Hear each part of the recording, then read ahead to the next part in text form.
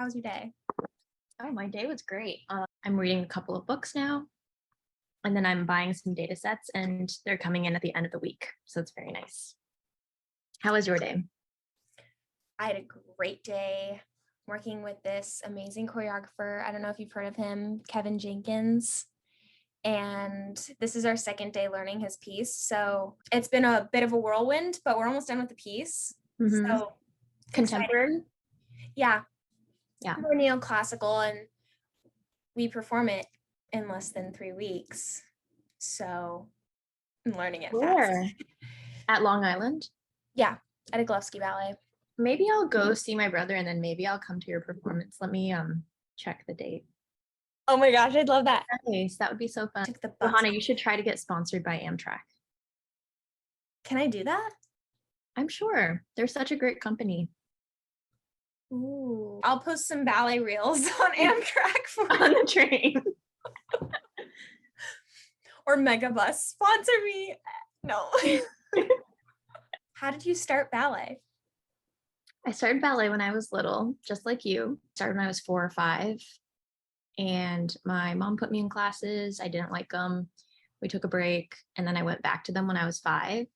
And then it kind of stuck from there. And you and I grew up with the same ballet teachers. Miss LaCour, like, kind of was one of my first ballet teachers. And I think once I got to like middle school or maybe end of elementary school, I actually started to get into the groove of things and really enjoy it. And I like the logic part of it, and I like the artistic expression part of it. But the long story short is my mom put me in classes. When did you start? I started when I was so young. Here's would take me. So my mom put me in ballet because she had my sister. And I wasn't even 2 yet. I was 22 months. And I was a fat baby. And basically the ballet teacher said, if she's well behaved, we'll take her. And I was. So Wow. What age are people supposed to walk at on average? walk? Mm-hmm. I don't know, but I was a late walker. Walk by then.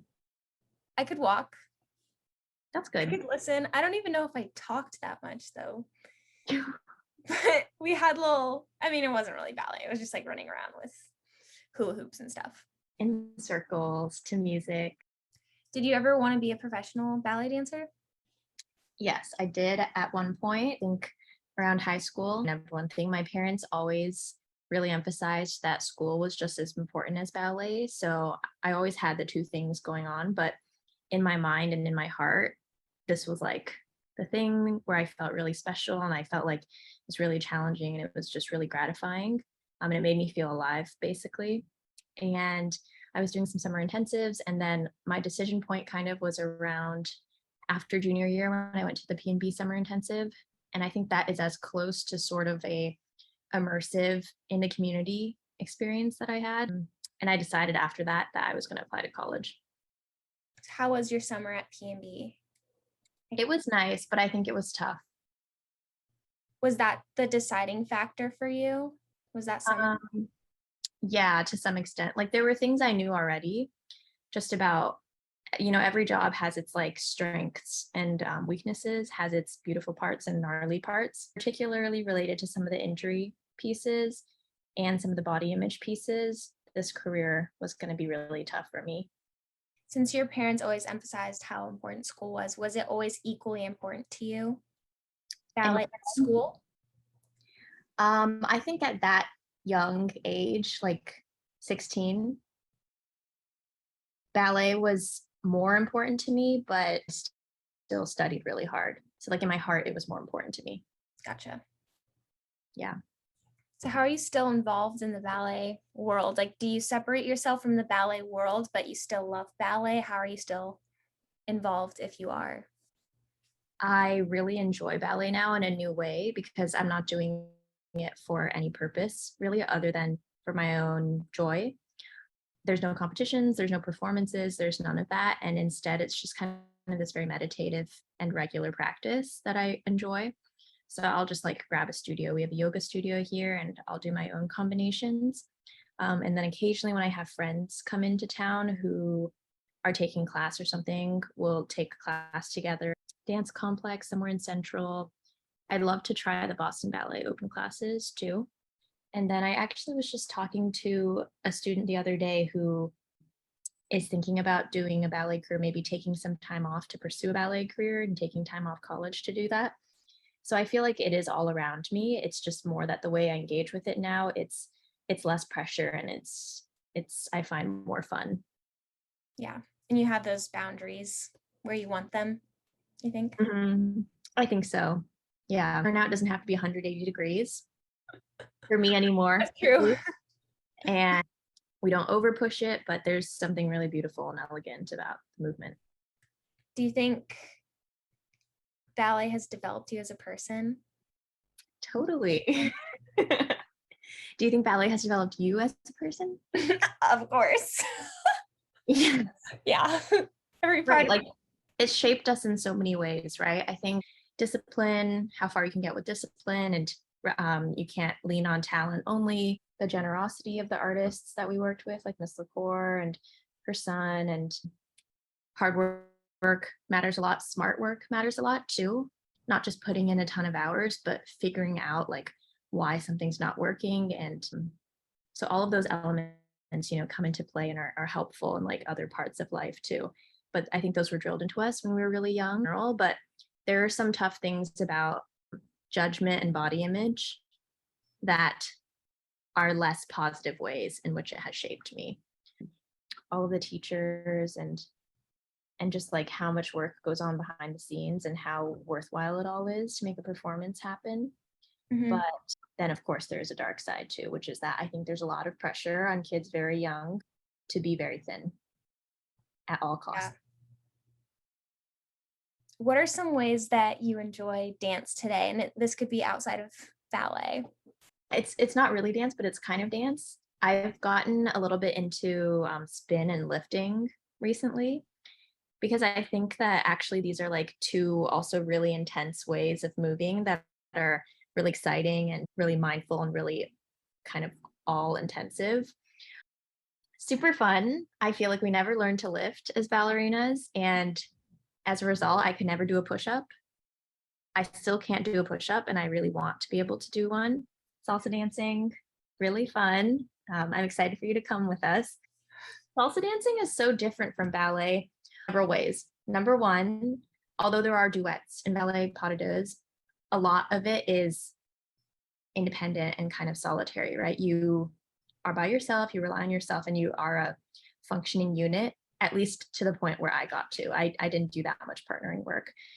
With salsa dancing, the starting point is like you have a partner and you have to hold hands and you have to I'm a follow as like the listener, and then there's also a lead who's kind of like the signaler.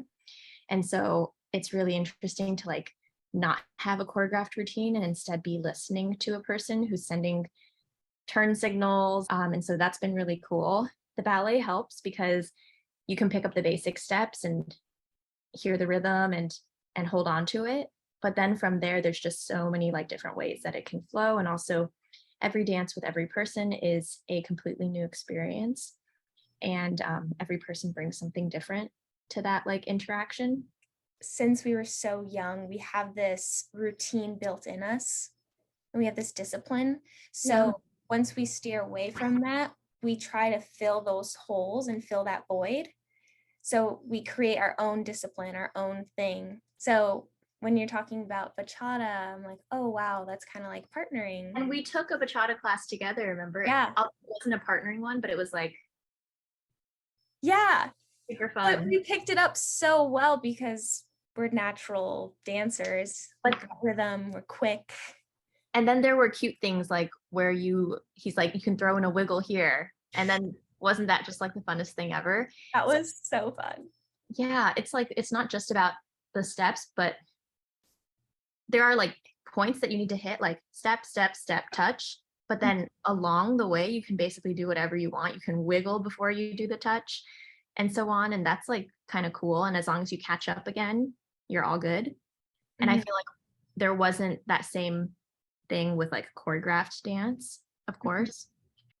Once the regularity of ballet kind of went away from me at age 18 and I went to college, there was a period of time of like limbo where I had this thing that was so regular and disciplining, and now I had space in my schedule.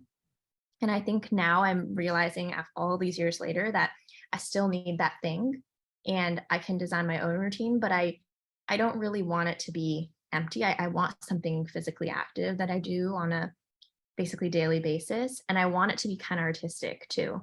And I want it to be kind of new and not like stale. And so I think now I know that I basically still need something, and it's going to be a combo of spin class and ballet class and lifting. Yeah.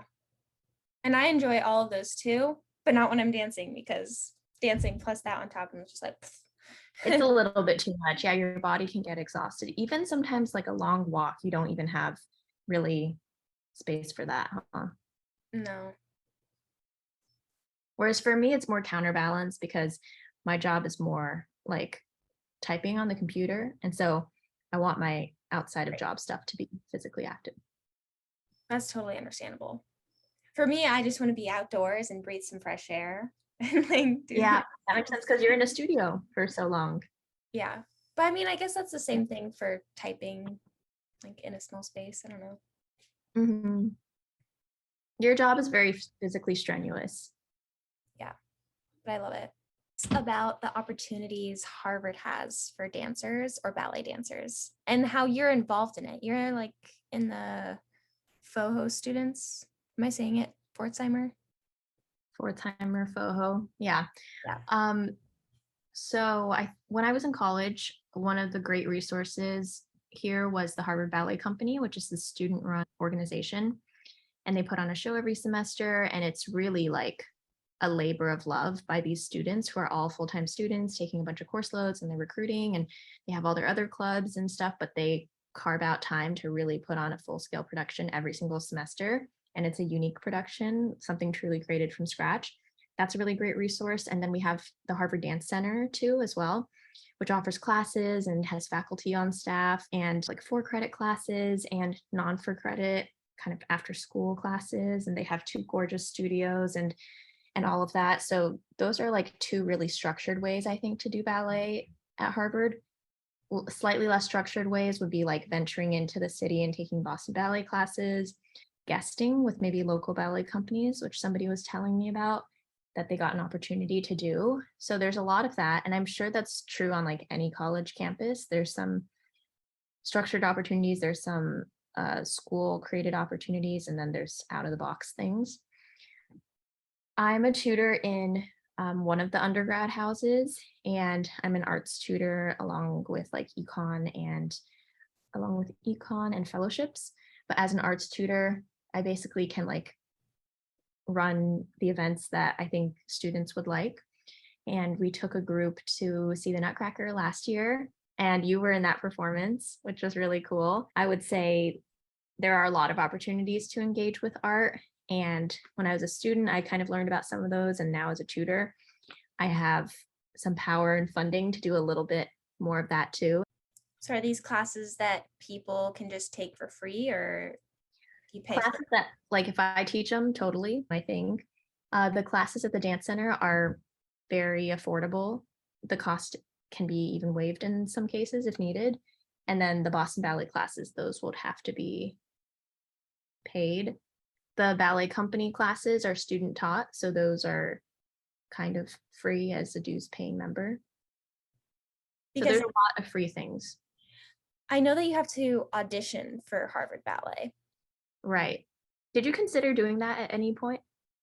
I thought about it at some points because I was going to Northeastern, Mm-hmm. trying to figure out my path. Yeah. And because I know so many people that are part of it, Yeah.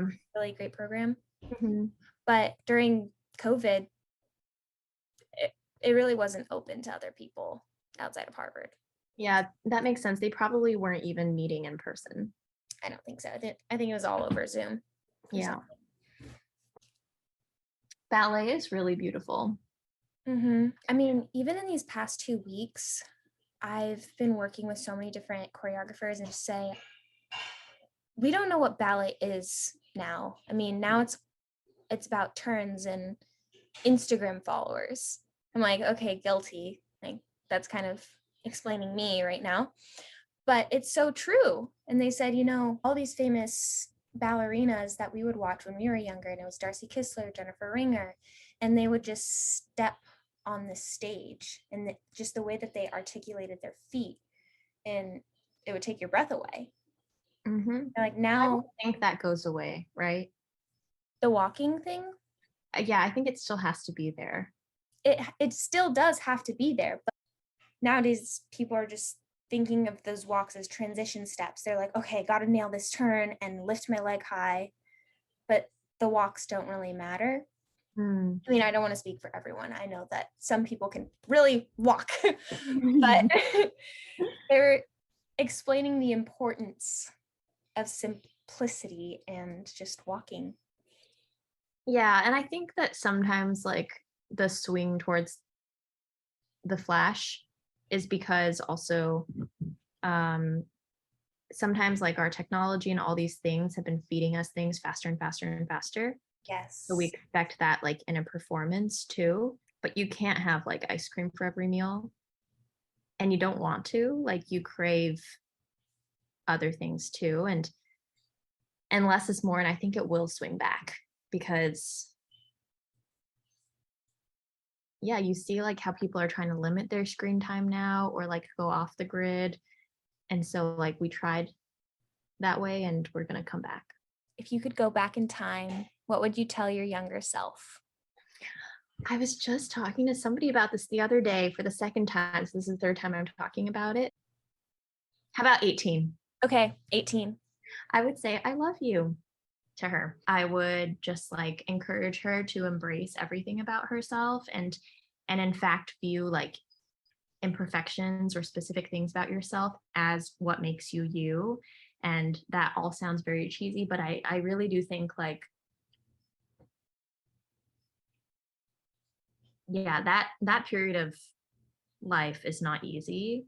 I think we have really mean eyes towards ourselves and towards other people because how you think about yourself is often how you view other people.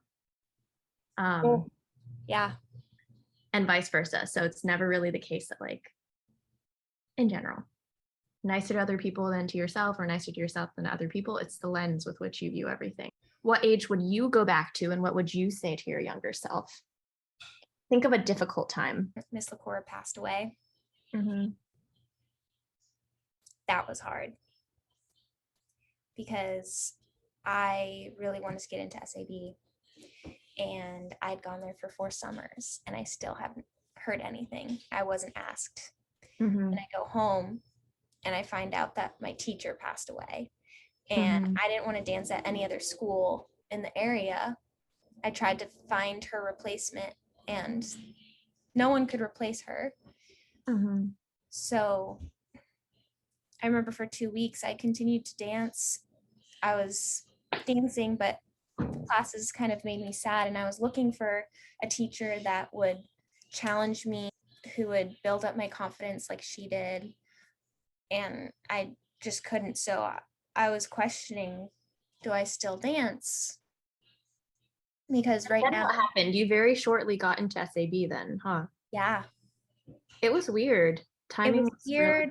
yeah. And I just feel like she was up there and she was like, hey, Balanchine, like, can we make this happen?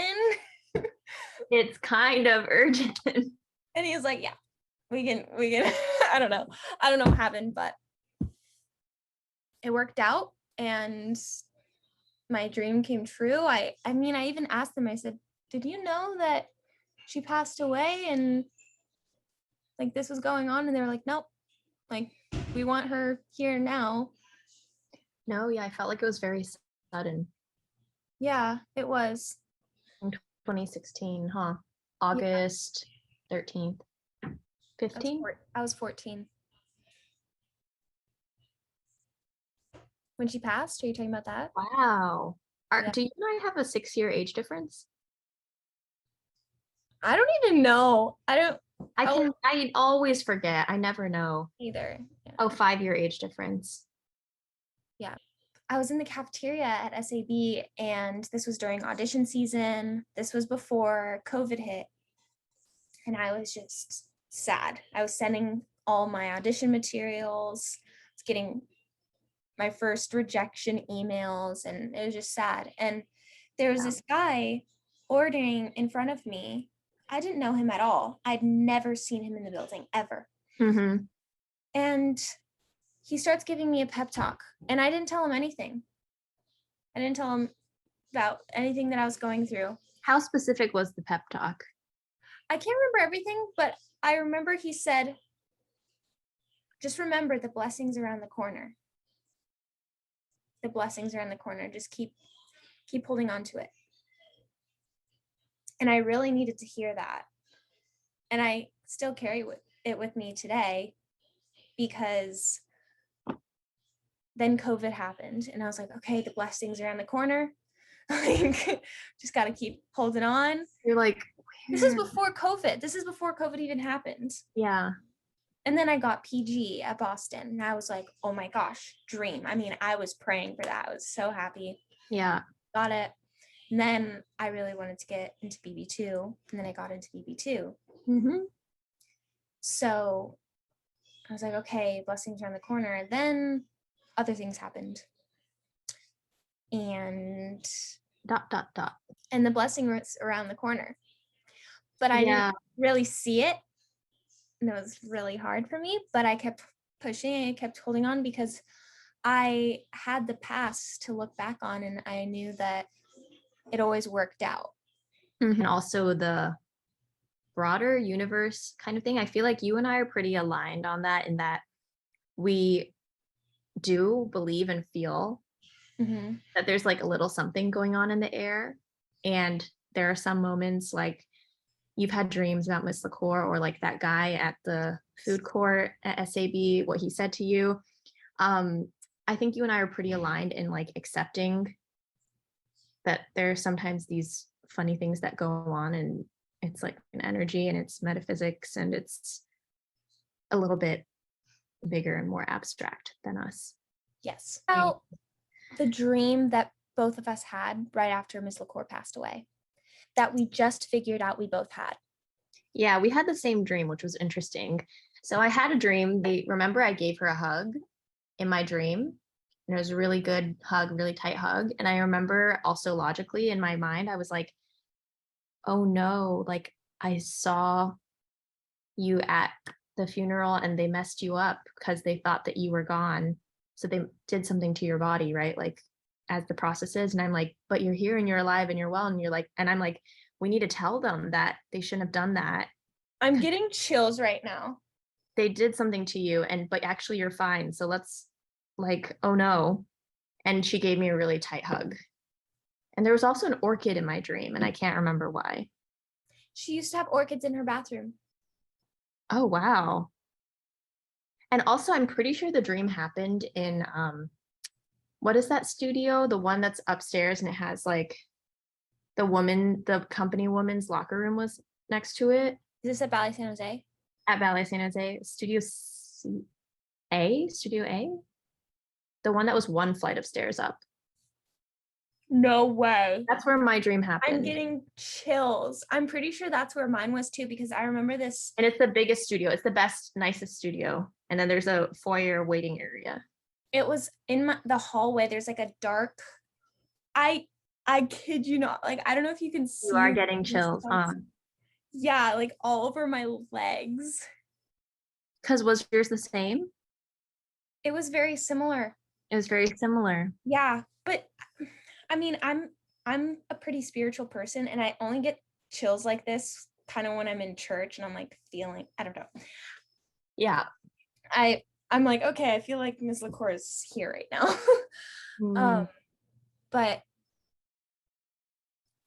yeah, I had the same dream, and it was shortly after she passed, and I was missing her so much. I just wanted to tell her everything. And I got a hug from her, and we both got hugs. Yeah. And tight hugs, huh? Yes, they were tight hugs. And it was so real. And I remember waking up and feeling so much better because I got a hug from her. And I remember that feeling of having a hug. It is visceral, huh? Mm-hmm. I don't remember all the details of the dream. I don't remember if I got a flower. I just remember this. It was like dark wood. It was like, Yeah, exactly. That's that room, the foyer area. It's dark wood. okay, yeah. It And was then there's dark that water wood. bottle, there's the cubbies there, and it's this dark wood room. And then there's that hallway that leads to the bathroom. Yeah, I can see your goosebumps actually. Yeah, because I'm just remembering the dream. I don't know why I can remember this dream so well, but I had the same thing. I was like, you're alive, you're here. Yeah.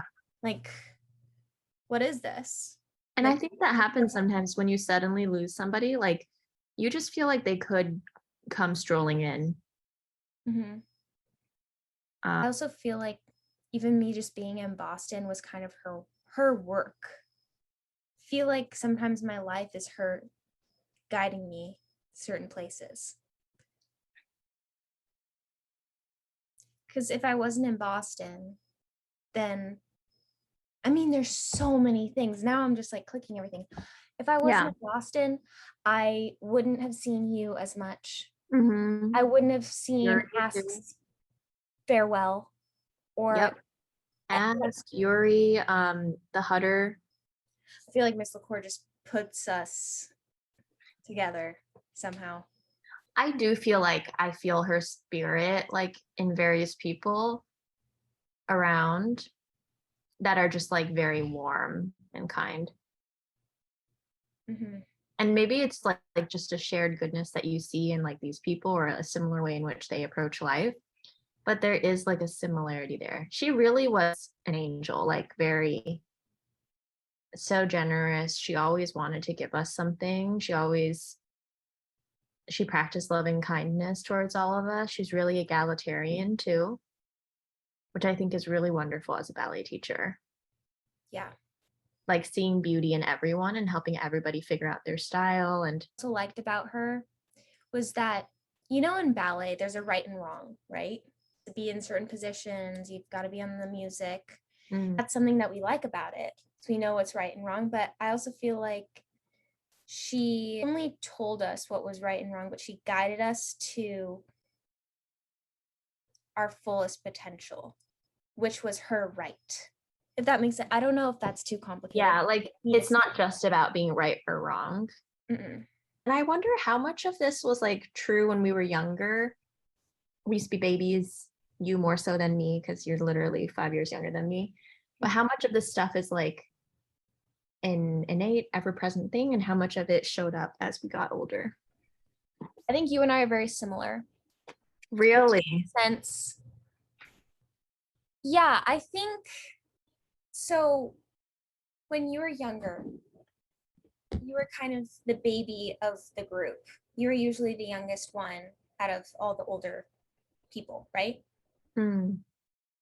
I mean, you were doing snow with like I you was were the little usually sister. yeah.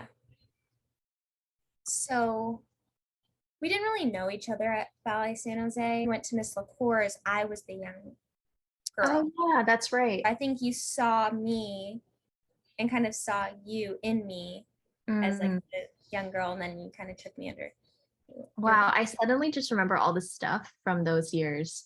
yeah. And we were always like just really warm and friendly to each other, I think, and giggly. Like in the corners, I think it was always just really positive energy Mm-hmm. in general at that studio, which is like really wow if you think about it. Yeah. For everyone just to be so positive and warm and kind to each other. I feel like you were usually at that point, you were the older one. I was the youngest one. And then there was like a middle, Yeah, like, we were the two ends of the sandwich. yeah, we were the two ends, and then we kind of just found each other. Yeah, we were the two ends of the sandwich. I was like the oldest one at the studio. Yeah. Actually, I was the oldest one at the studio. Yeah. I remember writing you a letter. Do you remember that? And I wrote you from college, right? Yeah, you wrote me because I And think I put a leaf in your letter, and you were like, "Thank you for the leaf." oh my gosh, I So remember we were troll. We were troll back then. that. But I don't know if you knew this, but I taped your letter on my door, like the outside of my door. At And I home. wrote it. all the time. Yeah. That is so sweet, Johanna. Oh my God. Oh, that's so You know that? sweet. I didn't know that. Yeah. And would you reread it sometimes? Yeah. Well, okay. So maybe a little embarrassing, but the way that it's set up is like my door, and then this is the bathroom.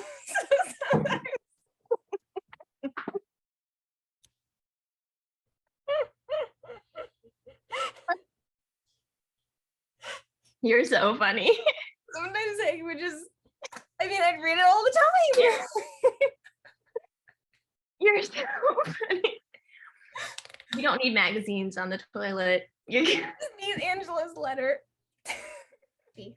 I think we are kind of trolls, Johanna. I think we've been trolls forever. As a troll, you know one when you see one. I don't know if we saw each other and we're like, oh my gosh, future troll right there. Because what is the definition of troll?